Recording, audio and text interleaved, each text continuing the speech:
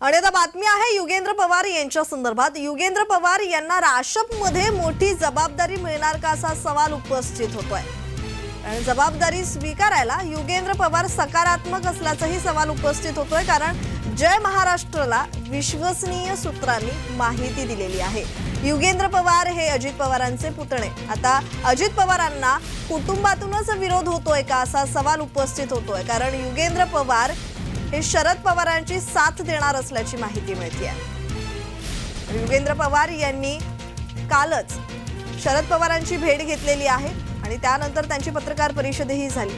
त्यावेळी बोलताना त्यांनी शरद पवारांच्या समर्थनार्थ भाष्य केलेलं आहे। त्याचबरोबर अजित पवारांना आम्ही एकटं पाडलेलं नाही असंही युगेंद्र पवार यांनी म्हटले होतं। तर युगेंद्र पवार यांना राशपमध्ये मोठी जबाबदारी मिळणार का असा सवाल उपस्थित होतोय। तर या संदर्भात अधिकची माहिती देत आहेत आमचे प्रतिनिधी रोहन कदम। रोहन, युगेंद्र पवार यांना राशपमध्ये मोठी जबाबदारी मिळणार असल्याच्या चर्चा आता सुरू झालेल्या आहेत। त्यामुळे अजित पवारांच्या या गटाला किंवा राष्ट्रवादीला काय परिणाम होणार आहे का, याचा परिणाम भोगावा लागणार आहे का?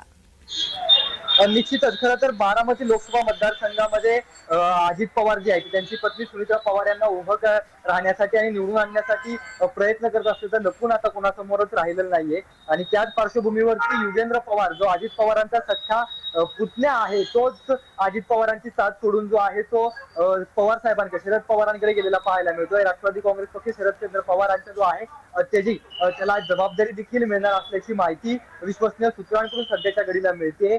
कदाचित पक्षाच्या सरचिटणीसपदी त्याची वर्णी जर लागली भविष्यामध्ये तर नवल वाटायला नको, कारण का तशी मोर्चेबांधणी जी आहे ती सध्याच्या घडीला सुरू असल्याची माहिती विश्वसनीय सूत्रांकडून जय महाराष्ट्राला मिळते। आणि जर का असं घडलं तर निश्चितपणाने बारामती लोकसभा मतदारसंघामध्ये मोठा फटका जो आहे तो अजित पवारांना भासेल, कारण का याच युगेंद्र पवार जो आहे तो विद्या प्रतिष्ठानच्या बॉडीवरती आहे, खजिनदारपदी आहे, तसेच कुस्तीगीर संघ जो आहे त्याचा देखील तो गेल्या अनेक दिवसांपासून कामं करतो। त्यामुळे बारामती लोकसभा मतदारसंघामध्ये युगेंद्र पवार जर का अजित पवारांसोबत नसेल तर याचा फटका जो आहे तो अजित पवारांना बसू शकतो आणि याचमुळे जो आहे तो शरद पवारांकडून अशा प्रकारची भूमिका घेतली जाऊ शकते। आणि त्यामुळे कदाचित युगेंद्र पवार यांना पक्षाच्या सरचिटणीसपदी घेतलं जाऊ शकतं। मोठी जबाबदारी जी आहे ती पवार कुटुंबियांकडून युगेंद्रच्या खांद्यावरती जी आहे ती अशा वेळी पवार साहेबांचे दिवस कुठेतरी आता खाली चाललेले पाहत असतानाच अशा वेळी युगेंद्रच्या डोक्यावरती ही जबाबदारी, खांद्यावरती ही जबाबदारी जी जाऊ शकते। त्यामुळे आगामी काळामध्ये नेमकं सगळं हे राजकारण कुठपर्यंत जात आहे। युगेंद्र पवार यांच्या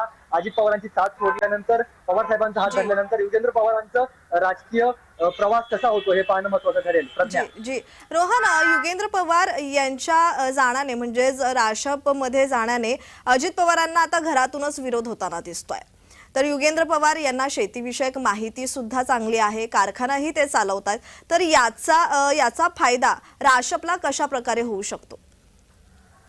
नक्कीच आपण खरं तर पाहिलं तर गेल्या काही दिवसांपासून श्रीनिवास पवार जे युगेंद्र पवारचे वडील आहेत ते देखील अजित पवारांसोबत नाहीये अशा प्रकारच्या चर्चा ज्या आहेत त्या प्रत्येकाच्या कानावरती येत होत्या, परंतु अधिकृत माहिती मिळत नव्हती की श्रीनिवास पवार अजित पवारांच्या सोबत का नाही। परंतु युगेंद्र पवार ज्या पद्धतीने काल माध्यमांसमोर येऊन पवार साहेबांसोबत आपण आहोत अशा प्रकारची भूमिका घेतली, त्यानंतर सगळ्यांनाच धक्का देणारा हा सगळा प्रकार होता। अजित पवारांना देखील मोठा धक्का हा मानला जातोय। परंतु युगेंद्र पवार याचं जर पाहायला गेलं तर बारामतीमध्ये विद्या प्रतिष्ठान नावाची जी संस्था आहे, ज्या ठिकाणी शैक्षणिक संकुलं आहेत, त्या बॉडीवरती गेल्या अनेक दिवसांपासून युगेंद्र पवार काम करतोय। खेळाच्या आवड असल्यामुळे अनेक खेळाच्या संघटनांमध्ये तो कार्यरत आहे। युवकांची बांधणी जी आहे ती बारामती लोकसभा मतदारसंघामध्ये त्याच्याकडून केली जात होती मागील काही दिवसांपासून। त्यामुळे युगेंद्र पवार याच्या अजित पवारांना साथ सोडण्याची आणि पवार साहेबांसोबत जाण्याने मोठा धक्का जो आहे तो बारामती लोकसभा मतदारसंघामध्ये निश्चितपणाने लोकसभेच्या निवडणुकीसाठी अजित पवारांना बसू शकतो।